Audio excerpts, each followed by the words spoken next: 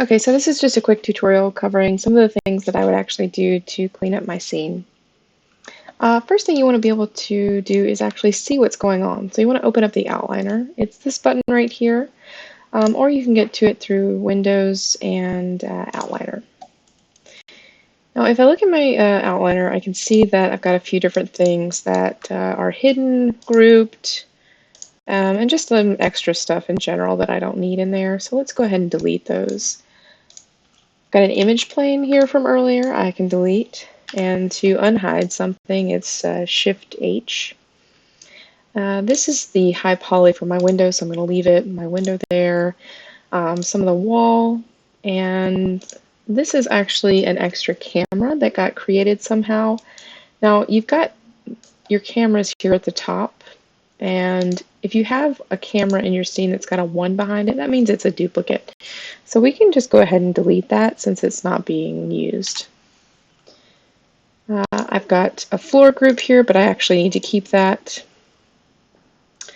A group of shelves, and I've got a curve from when I was actually making that rope, so let's just go ahead and delete that because I don't need it anymore.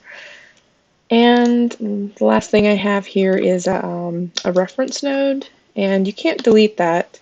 You'll get an error if you try to. So I'm going to go to File and Reference Editor, and hopefully you don't have to do this, but in case you do, you can right click on it, go to Reference, and then remove reference, but it's not going to allow me to remove it unless it's loaded into the scene. So if I do this, it'll give me an error. So I'm just going to put a checkbox next to it so it'll import the chair, or at least reference it in, and then I'm going to right click on it, go to Reference, and remove reference, and I can get rid of it so it's not there anymore.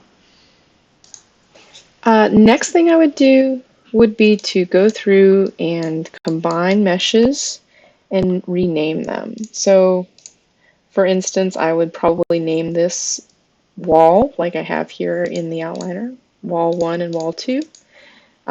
These two can probably be called columns. Or you could combine everything and call it wall. And if you want to combine meshes, you just select the meshes you want to combine, and then go to Mesh, and then Combine. And you'll get some group nodes here, so to get rid of that, you just have to delete the history. So Edit, Delete by Type, and History, and those will go away. Sometimes these little transform nodes hang out in the scene, but if they're not attached to anything, you can just delete them. The next thing I would do would probably be to create some layers. So I'm going to open up the channel box. And over here at the bottom, you have some display layers.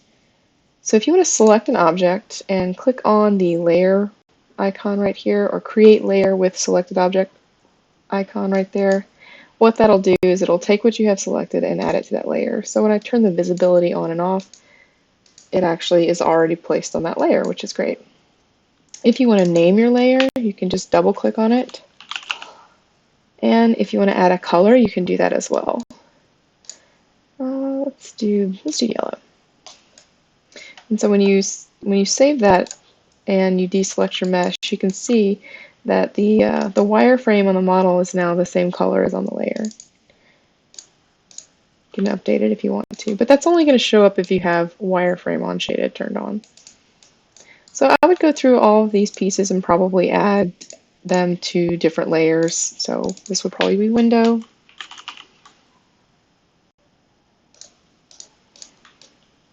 And I'd probably do one for the floor, and also all of the props that are going to be in this scene.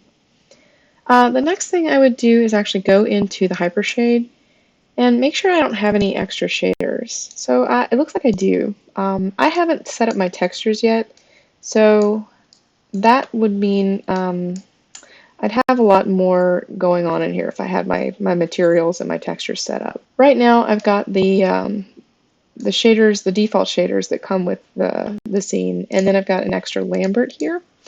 So I'm just going to delete that Lambert. I don't really need it, and it looks like it was assigned to my window. And since I deleted it, it's showing up in blue now because there's no color or no shader attached to it. or material. So I'm going to right click on that Lambert one and assign to initial shading group. Make sure you don't add any textures to this Lambert one or this standard surface one. You're just going to leave those as is and create new ones from here. So I would go through here, do any sort of naming that needed to happen, and then delete any that were extra. The other thing I would do is select all of my models and go to edit and delete the history. So if I select one of these down here, you can see I've got some history on it, and to just get rid of all of the history in the scene, you can either do a delete by type and history, and that'll delete what you have selected's history, or you can do delete all by type, and that'll get rid of everything in the scene's history. If you have something animated in the scene, you want to make sure you use that non-deformer history. But I don't have anything animated right now, so I'm just going to do the regular history. And it'll get rid of all that on all of my models. The next thing I would do is probably freeze the transformations if you haven't done that. So modify, freeze transformations. And what that's going to do is if you have any scale, translate, or rotation values on your model, it'll actually get rid of those and zero them all out. You can do that for everything. The other thing I would do is go through and name all of my models if you haven't done that. It's going to help keep things a lot easier to work with, not as confusing. So I definitely recommend naming all of your models. And the last thing I would do to clean up my scene would be to go to File and Optimize Scene Size and Options.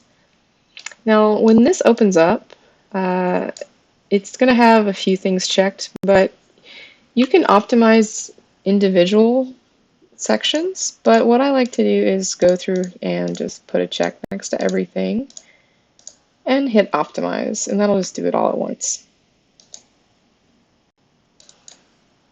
And then when you go down here to the script editor, you can see what it actually got rid of. And it looks like it did get rid of a few things. So I've got a deformer it got rid of, a few rendering nodes, and that's about it. I'm not really sure how those got in there, but they do sometimes, and that's how you get rid of them.